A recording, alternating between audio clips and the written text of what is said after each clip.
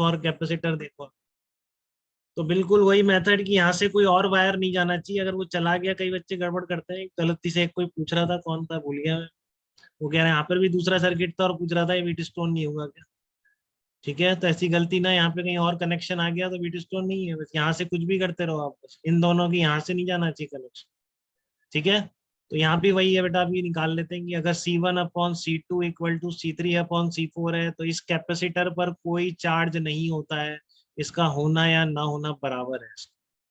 ठीक है ना, इस कैपेसिटर पर कोई चार्ज नहीं होगा अगर C1/C2 is equal to C3/C4, वैसे ही है बिल्कुल। तो क्या तरीका, आप कह रहे हो चार्ज नहीं है तभी पॉसिबल है जब अक्रॉस पोटेंशियल डिफरेंस जीरो, नहीं तो Q इक्वल टू C/V होता है। अगर V आएगा तो फिर चार्ज भी आएगा, इसका मतलब क्या है, VC इक्वल टू VD है। ठीक है ना, इसका मतलब क्या है, यहाँ पर VC equal to VD same चीज है, देखो आपको वही लग रहा होगा एकदम। तो क्या करोगे, यहाँ पर जो चार्ज गया इधर गया ही नहीं, तो सारा चार्ज आगे भी चला जाएगा। देखो अपन ने चार्ज को as a flow of current मान लिया ना, इसमें कोई बीच में क्रॉस नहीं कर रहा है, बट इंडक्शन से हमेशा वैसे ही निकल के आ रहा है। ठीक है ना, इधर Q1 जा रहा है, इधर Q2 जा रहा है, इधर कुछ नहीं गया, तो इधर जो जाने वाला चार्ज कितना होगा, C1 इंटू पोटेंशियल डिफरेंस, और वो किसके बराबर होगा, C2 इंटू यहाँ का पोटेंशियल डिफरेंस। देखो आप, ये मैंने Q1 लिखा है, किसके बराबर होगा, VC minus VP equal to C2। ऐसे ही Q2 लिख दो, तो Q2 ये आ जाएगा। ठीक है ना, अब इसमें दोनों बराबर हैं आपके, VD और VC। ठीक है, VD और VC बराबर है, तो ये VA माइनस VC था, ये भी क्या बन जाएगा, VD और VC की जगह रख दो आप, मतलब VD की जगह दोनों जगह VC रख दिया, तो आप 1 और 2 को डिवाइड कर दो, सीधा वही है, C/V सेम कर रहा हूँ, जैसे वहाँ करंट सेम करे थे V/R, चार्ज सेम कर रहा हूँ।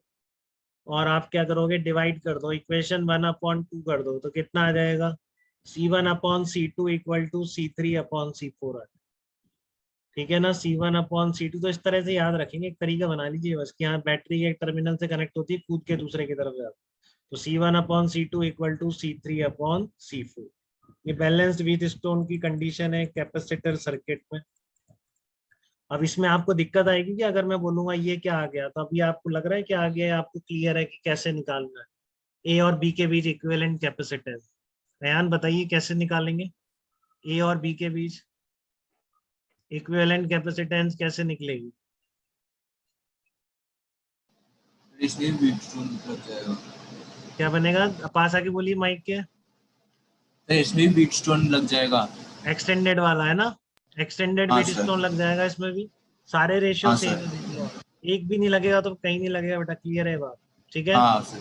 True, very good. 1/2 1/2 1/2 1/2 सारे हटा दो, 6 हटा दिया, 6 हटा दिया, 6 हटा।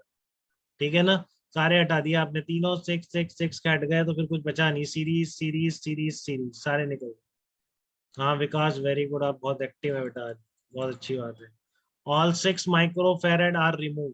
ठीक है ना, तो C1 C2/C1 + C2 C1 C2/C1 + C2। नमन सही है, बिल्कुल सही आ रहा होगा आपका, 8 माइक्रोफेरेड आ रहा है बिल्कुल।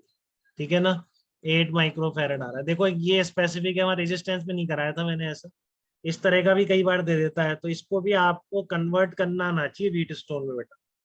ठीक है ना, तो ऐसा बहुत स्टैंडर्ड एग्जाम्पल है ये भी, इतना स्टैंडर्ड है कि अब शायद एग्जाम में आता भी नहीं, इतना पुराने से चल रहा है। ठीक है, लेकिन आपको ध्यान रखना है, मेंस वाले के पास कमी है क्वेश्चन की, कुछ भी डाल सकता है, तो देखो ये बीच का होता है इसमें। ठीक है ना, और 1 और 3 और 1/3 ये रेशियो सेम आ रहा है, तो फिर ये आप इसको हटा सकते हैं, बट इसको हमेशा पहले कन्वर्ट कर लें व्हीट स्टोन में, जाने पहचाने उसमें। ठीक है ना, आप इसको पहले जाने पहचाने में कन्वर्ट कर लें, थोड़ा ध्यान से देखते हुए। कैसे देखेंगे, ध्यान से देखो, ए और सी के बीच 2 है, तो ए और सी के बीच 2 आ गया, बीच वाला होता है जो सी और डी वाले पॉइंट होते हैं, तो यहाँ पर 5 लगा दो। ठीक है, ए और डी के बीच से फिर से 1 है, तो ए और डी के बीच 1 लगा दो। ठीक है, डी और बी के बीच 3 आ रहा है, तो डी और बी के बीच 3 लगा दो। ये इससे ही कन्वर्ट होके बनेगा, ये भी बहुत दिमाग में बिठा लेना है, इस तरह के 5 कैपेसिटर पे ध्यान रखना, 6 लगे तो फिर कुछ और है, ये नहीं पूछ रहा है। ठीक है ना, इसमें अगर 5 कैपेसिटर हैं, तो ये वाला सिस्टम भी, रेजिस्टेंस भी हो सकते हैं, तो उनका रेजिस्टेंस वाला व्हीट स्टोन बन जाए। अब देखो आप, ये 1/3 1/3 नहीं आ रहा है, दोनों 1/3 आ रहे हैं कि नहीं, 1/3, ये वाला बीच से क्या होएगा, गायब हो जाएगा। ठीक है ना, बट कोशिश करो पहले आप फटाफट इसमें बना लो, देखो ध्यान रखना है, 2-3 बार देखना पड़ेगा, ये बीच वाला जो आता है बीच का है, फिर ए से सी और ए से डी बना दो, ए से सी और ए से डी, याद रखो अपने आप ए बी सी डी ऐसे बनाते हो, ठीक है ना। तो बीच वाले को आप सी से डी में कनेक्ट करो।